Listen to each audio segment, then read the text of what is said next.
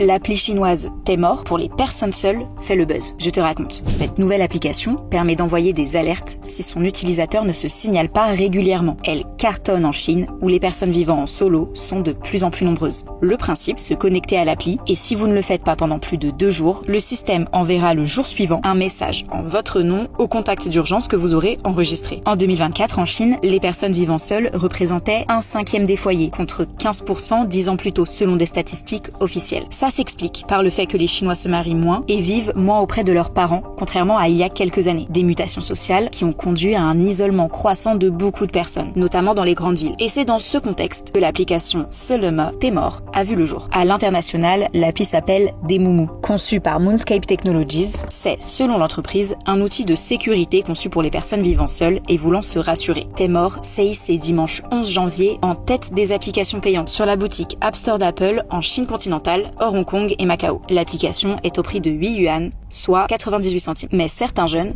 cœur de cible du produit, doutent de son utilité. Les employeurs, bien avant la famille ou les amis, sont souvent les premiers à remarquer un éventuel problème si leur salarié ne vient pas au bureau. Samedi, Hu Xijin, ex-rédacteur en chef du journal Global Times et figure médiatique, a lui salué sur le réseau social chinois Weibo le potentiel de cette application, surtout pour aider les personnes isolées. Il a aussi suggéré de la rebaptiser Hojema T'es en vie, ce qui serait un peu moins violent pour les seniors qui l'utilisent. Fondée par 3 jeunes entrepreneurs, l'entreprise a répondu qu'elle allait envisager sérieusement un changement de nom.